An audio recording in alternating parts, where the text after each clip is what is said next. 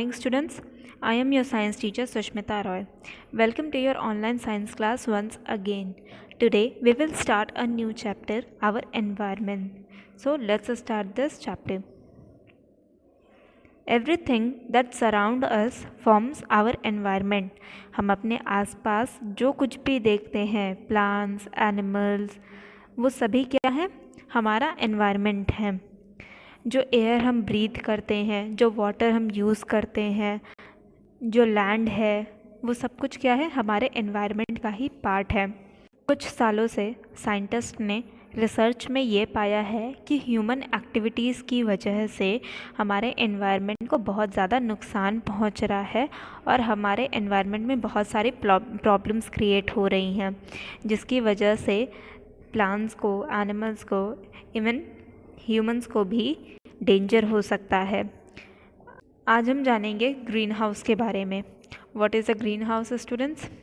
एक green house glass का या प्लास्टिक का कवर एक हाउस होता है, ठीक है, जिसमें प्लांट्स उगाए जाते हैं। जो बहुत ज़्यादा कोल्ड कंट्रीज़ होती हैं वहाँ पर प्लांट्स को प्रॉपर धूप नहीं मिल पाती, सनलाइट नहीं मिल पाती है ग्रो करने के लिए, तो वहाँ पर ग्रीन हाउस का यूज़ किया जाता है प्लांट्स को ग्रो करने के लिए, वेजिटेबल्स को, फ्रूट्स को ग्रो करने के लिए। ग्रीन हाउस में क्या होता है, जो सन रेज़ है वो इसके अंदर एंटर कर जाती है, जिसकी वजह से अंदर का जो एटमॉस्फेयर होता है ग्रीन हाउस का वो बहुत ज़्यादा वार्म हो जाता है और प्लांट्स को एक पर्टिकुलर टेम्परेचर मिल पाता है जिसमें वो अच्छे से ग्रो कर सकते हैं। ग्रीन हाउस के अंदर जो सन रेज़ एंटर करती हैं वो उसके एटमॉस्फेयर को गर्म कर देती हैं, फिर रात में भी ये टेम्परेचर मेंटेन रहता है, मतलब इसके अंदर ठंड कम होती है, जिसकी वजह से प्लांट्स को भरपूर टेम्परेचर मिल पाता है ग्रो करने के लिए। अर्थ के चारों ओर एक थिक लेयर ऑफ एयर पाई जाती है जिसे हम एटमॉस्फेयर कहते हैं।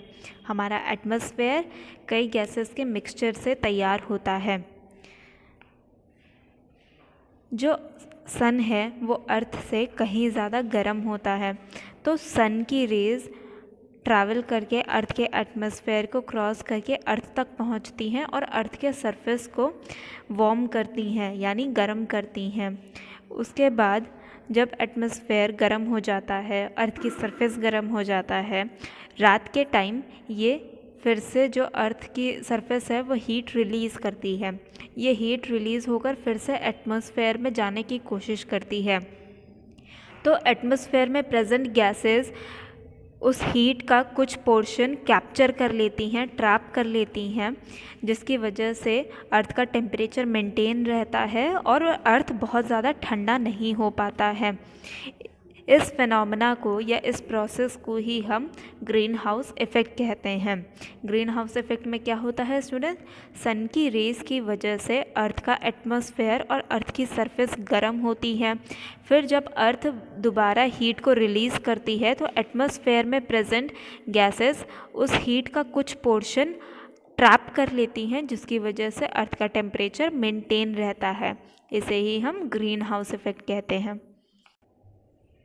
ऐसे गैसेस जो एटमॉस्फेयर से हीट को बाहर नहीं जाने देते हैं और हीट को ट्रैप करते हैं, उन्हें हम ग्रीन हाउस गैसेस कहते हैं, ठीक है। ग्रीन हाउस गैसेस कौन कौन सी होती हैं students? Carbon dioxide. Carbon dioxide कैसे प्रोड्यूस होती है? हम जब ब्रीथ करते हैं तो जब हम सांस बाहर छोड़ते हैं तो उससे कौन सी गैस प्रोड्यूस होती है? कार्बन डाइऑक्साइड गैस प्रोड्यूस होती है। इसके अलावा जो फॉसिल फ्यूल्स होते हैं उनको जलाने से भी कार्बन डाइऑक्साइड गैस प्रोड्यूस होती है। वोल्केनो इरप्शन से जो धुआं निकलता है, स्मोक निकलता है, उससे भी कार्बन डाइऑक्साइड प्रोड्यूस होती है। कार्बन डाइऑक्साइड का एक और फॉर्म है कार्बन मोनोऑक्साइड, जो कि कार्बन डाइऑक्साइड से भी ज़्यादा हमारे एनवायरनमेंट को हार्म पहुंचाता है। इसके बाद है मीथेन। मीथेन गैस जो कैटल डाइजेस्टेड फूड रिलीज़ करते हैं, उससे जो गैस निकलती है उसे मीथेन गैस कहते हैं। मीथेन गैस राइस के जो फील्ड होते हैं वहाँ से भी प्रोड्यूस होती है, तो मीथेन गैस भी ग्रीन हाउस गैस है। नेक्स्ट है नाइट्रस ऑक्साइड। जब प्लांट्स को सड़ाया जाता है या प्लांट्स सड़ते हैं या एनिमल्स सड़ते हैं तो उससे नाइट्रस ऑक्साइड गैस प्रोड्यूस होती है। और ओजोन हमारे एटमॉस्फेयर में प्रेजेंट एक गैस है जो कि अर्थ को प्रोटेक्ट करती है सन की हार्मफुल रेस से। तो इन गैसेस को हम ग्रीन हाउस गैसेस कहते हैं। इसके अलावा भी एक गैस है क्लोरोफ्लोरोकार्बन, जो कि इन गैसेस के मिक्सचर से तैयार होती है। वो भी क्या होती है, हमारे एनवायरनमेंट के लिए बहुत हार्मफुल होती है और ग्रीन हाउस इफ़ेक्ट को बढ़ाती है, यानी अर्थ के टेम्परेचर को बढ़ाती है, ठीक है, जिससे ग्रीन हाउस इफ़ेक्ट बढ़ता है और एनवायरनमेंट को नुकसान पहुंचता है। इन गैसेस का यूज़ कहाँ किया जाता है? जो एरोसॉल्स होते हैं, स्प्रे होते हैं, रेफ्रिजरेटर होते हैं, एसी होते हैं और जो भी चिमनियों से धुआं निकलता है, उन सब में ये गैसेस प्रेजेंट होती हैं। जब ये सभी गैसेस बहुत ज़्यादा अमाउंट में हमारे एनवायरनमेंट में, एटमॉस्फेयर में रिलीज़ होती हैं तो इनकी जितनी मात्रा ज़्यादा बढ़ेगी उतनी ज़्यादा ये हीट को रोकेंगे और उतना ही अर्थ का टेम्परेचर बढ़ता जाएगा, जिसकी वजह से बहुत सारी प्रॉब्लम्स हो सकती हैं। जैसा कि आपने जाना स्टूडेंट्स की ह्यूमन एक्टिविटीज़ की वजह से हमारे एटमॉस्फेयर में बहुत ज़्यादा ग्रीन हाउस गैसेस प्रोड्यूस हो रही हैं, है ना। और ग्रीन हाउस गैसेस के बढ़ने की वजह से अर्थ के एटमॉस्फेयर में ज़्यादा हीट कैप्चर हो रही है, उसकी वजह से अर्थ का टेम्परेचर बढ़ रहा है। तो इसकी वजह से जो प्रॉब्लम्स आ रही हैं वो क्या है, पोलर रीजन की आइस मेल्ट हो रही है, हर एक जगह का रीजन का टेम्परेचर चेंज हो रहा है, उसकी वजह से रेन पर असर पड़ रहा है, क्रॉप्स पर असर पड़ रहा है। तो ये सभी जो प्रॉब्लम्स क्रिएट हो रही हैं इन्हें हम क्या कहते हैं, ग्लोबल वार्मिंग कहते हैं। सिंपल वर्ड्स में आप बोल सकते हैं कि अर्थ के एटमॉस्फेयर में ग्रीन हाउस गैसेस के बढ़ने की वजह से जो हीट ट्रैप हो रही है, इसकी वजह से अर्थ का टेम्परेचर कंटिन्यू इंक्रीज हो रहा है, इसे ही हम ग्लोबल वार्मिंग कहते हैं। Next is the effects of global warming, यानी अब हम जानेंगे कि ग्लोबल वार्मिंग की वजह से हमारी लाइफ पर क्या इफ़ेक्ट पड़ रहा है या अर्थ के ऊपर क्या इफ़ेक्ट पड़ रहा है। Earth will become warmer which means the weather all over the earth will change. जो अर्थ है उसका टेम्परेचर बढ़ रहा है ना, मतलब ज़्यादा गर्म होता जा रहा है अर्थ। उसकी वजह से क्या होगा, पूरे ही अर्थ पर सभी जगह का टेम्परेचर चेंज होगा। जो कोल्ड कंट्रीज़ हैं वहाँ पर विंटर और समर में टेम्परेचर चेंज होगा, है ना। और जहाँ पर विंटर है वहाँ पर हो सकता है कि रेन हो, लेकिन जहाँ पर समर होता है पूरे टाइम या ठंड कम पड़ती है उन एरियाज़ में रेन बहुत कम होगी। Next point is sea levels. Higher temperatures will make the water of seas and oceans expand. अगर अर्थ का टेम्परेचर बढ़ेगा तो पोलर रीजन में जो आइस जमी हुई है, जो ग्लेशियर्स हैं, वो मेल्ट होंगे।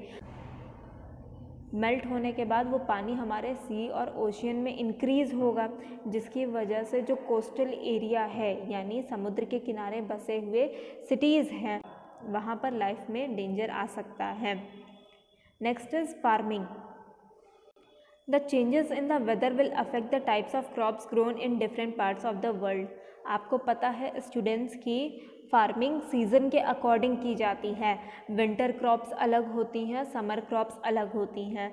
तो अगर विंटर में भी टेम्परेचर ज़्यादा होने लगेगा यानी बिगी, तो विंटर के जो क्रॉप्स हैं वो ग्रो नहीं कर पाएंगे हम, है ना। तो उन क्रॉप्स को क्या होगा, नुकसान पहुंचेगा और उनकी फसल अच्छी नहीं होगी। इसी तरीके से गर्मी में जो फसल हम ग्रो करते हैं उस पर भी इफ़ेक्ट पड़ेगा, क्योंकि पानी बहुत कम बरसेगा, उनको और भी टेम्परेचर की वजह से ग्रो करने में प्रॉब्लम्स आएंगी। तो फार्मिंग पे भी पूरे वर्ल्ड में इफ़ेक्ट पड़ेगा। Next is water. Changes in the weather will bring more rain in some countries but other will have less rain. मैंने आपको अभी बताया कि अगर वेदर में चेंज होगा तो जहाँ पर विंटर है हो सकता है वहाँ पर बारिश होगी, तो वहाँ पर लोगों को पानी मिलेगा। बट ऐसी कंट्रीज़ जहाँ पर समर ज़्यादा होता है और बारिश वैसे ही कम होती है, वहाँ पर अगर समर और हॉटर होने लगे यानी और गर्म होने लगे तो वहाँ पर बारिश होने के चांसेस और कम हो जाएंगे, जिसकी वजह से वहाँ पर पानी का सूखा पड़ सकता है, यानी वहाँ पर पानी की बहुत ज़्यादा कमी हो सकती है। सो इसकी वजह से पानी पे भी इफ़ेक्ट पड़ेगा। नेक्स्ट है प्लांट्स एंड एनिमल्स। ह्यूमंस को, प्लांट्स को और एनिमल्स को अर्थ के टेम्परेचर में, अर्थ के कंडीशन के अकॉर्डिंग एडजस्ट होने में बहुत से साल लगे हैं, मिलियंस ऑफ ईयर्स लगे हैं हमें अर्थ की कंडीशन के अकॉर्डिंग खुद को अडाप्ट करने में। तो अगर अब फिर से वेदर में चेंजेस आने लगें या वेदर में चेंजेस इंक्रीज़ होते रहें तो उसकी वजह से बहुत सारी जो स्पीशीज़ हैं प्लांट्स की, एनिमल्स की, वो खतरे में आ जाएंगी, उनकी लाइफ डेंजर में आ जाएगी। अगर वो उन अडाप्टेशंस को, अगर वो उन चेंजेस को अडाप्ट नहीं कर पाएँ तो उनकी पूरी स्पीशीज़ ख़त्म हो जाएगी, इसलिए प्लांट्स और एनिमल्स पे भी डेंजर आ जाएगा। Next point is people. The changes in climate will affect everyone but some population will be at great risk. जो चेंजेस आ रहे हैं हमारे वेदर में, क्लाइमेट में, टेम्परेचर में, वो सभी को इफ़ेक्ट करेंगे, यानी प्लांट्स को, एनिमल्स को, ह्यूमंस को। इसी वजह से कुछ ऐसी पॉपुलेशंस हैं जहाँ पर बहुत ज़्यादा सूखा पड़ जाएगा या बहुत ज़्यादा बाढ़ आ जाएगी, वहाँ पर क्या होगा, पॉपुलेशन घटने लगेगी, यानी लोगों की लाइफ पे डेंजर आ जाएगा, उस प्लेस की पॉपुलेशन पर रिस्क आ जाएगा। Next point students, what can we do to reduce air pollution and global warming. यानी अब ग्लोबल वार्मिंग तो बढ़ रही है, पोल्यूशन बढ़ रहा है, तो हम क्या कर सकते हैं पोल्यूशन को कम करने के लिए और ग्लोबल वार्मिंग को कम करने के लिए।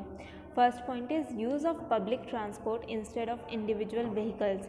अगर हमें कहीं पर जाना है तो हमें अपने इंडिविजुअल व्हीकल्स की जगह पे, यानी कार की जगह पे, बाइक की जगह पे पब्लिक ट्रांसपोर्ट का यूज़ करना चाहिए।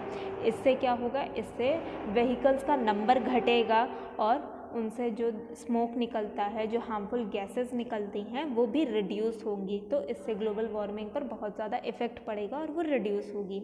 वॉकिंग और साइकिलिंग फॉर शॉर्ट डिस्टेंसेस। अगर हमें थोड़ी ही दूर पे जाना है तो हमें व्हीकल्स की जगह पर वॉकिंग का या साइकिलिंग का इस्तेमाल करना चाहिए, जिससे कि जो हार्मफुल गैसेस हैं वो रिड्यूस होंगी। Next point is reduce the burning of fossil fuels. Fossil fuels का मतलब होता है पेट्रोल, डीजल, केरोसिन ऑयल, कोल, इन सब का यूज़ अगर हम कम करेंगे, इनको हम कम से कम जलाएंगे तो इनसे जो ग्रीन हाउस गैसेस हैं वो कम प्रोड्यूस होंगी, जिससे ग्लोबल वार्मिंग कम होगी और एयर पोल्यूशन भी कम होगा। बर्निंग फॉसिल फ्यूल्स से हमें एनर्जी मिलती है, तो हमें एनर्जी के ऐसे सोर्सेस को ढूंढना चाहिए जो हेल्दी हो हमारे अर्थ के एनवायरनमेंट के लिए और उनसे पोल्यूशन ना हो, जैसे कि सीएनजी हो गया और सोलर एनर्जी हो गया, विंड एनर्जी हो गई, वाटर एनर्जी हो गई। हमें इन चीज़ों का यूज़ करना चाहिए ताकि बर्निंग फॉसिल फ्यूल्स रिड्यूस हो सके। नेक्स्ट है रिड्यूस पोल्यूशन। हमें हर तरीके से land pollution, water pollution, air pollution को रिड्यूस करना चाहिए ताकि जो अर्थ का टेम्परेचर है वो ज़्यादा इंक्रीज़ ना हो सके, क्योंकि पोल्यूशन की वजह से ही हार्मफुल गैसेस प्रोड्यूस होती हैं और जिनकी वजह से ग्रीन हाउस इफ़ेक्ट बढ़ रहा है, अर्थ का टेम्परेचर बढ़ रहा है। तो हमें ज़्यादा से ज़्यादा कोशिश करनी चाहिए कि हम कम से कम पोल्यूशन करें, ठीक है। Do not by such things that can not be recycled. हमें ऐसी चीज़ों का यूज़ कम से कम करना चाहिए जिनको हम दोबारा यूज़ नहीं कर सकते हैं। जैसे अगर आप प्लास्टिक के कप्स खरीद रहे हैं, पॉलीथीन खरीद रहे हैं, तो ये चीज़ें आसानी से डिग्रेड नहीं होती हैं, यानी ये काफ़ी समय तक हमारे एनवायरनमेंट में वैसे के वैसे ही पड़ी रहती हैं और लैंड पोल्यूशन इंक्रीज़ करती हैं। सो हमें ऐसे ही चीज़ों का यूज़ करना चाहिए जिन्हें आप रिसाइकिल कर सके, यानी अगर आप उन्हें यूज़ करना छोड़ देते हैं तो वो बायोडिग्रेडेबल हों, यानी अपने आप ही डिकम्पोज हो जाएं और सॉइल में मिक्सअप हो जाएं या हमारे एनवायरनमेंट को पल्यूट ना करें। The next point is reuse, recycle what ever you can. आप जो भी चीज़ें यूज़ करते हैं, ख़रीदते हैं, आपका उन्हें किसी न किसी तरीके से दोबारा यूज़ करने का तरीका सोचना चाहिए। और अगर आप उन्हें दोबारा यूज़ नहीं कर सकते हैं तो उन्हें रिसाइकिल करने के बारे में सोचना चाहिए, जैसे रिसाइकलेबल प्लास्टिक और ग्लास को फैक्ट्रीज़ में रिसाइकिल करके दोबारा नई चीज़ों को बनाने में यूज़ किया जाता है, जिससे वो चीज़ें वेस्ट नहीं होती हैं और पोल्यूशन कम होता है। That's it for today's class students. I hope आपको ये टॉपिक समझ में आया होगा। Thank you for watching. Stay at home and stay healthy.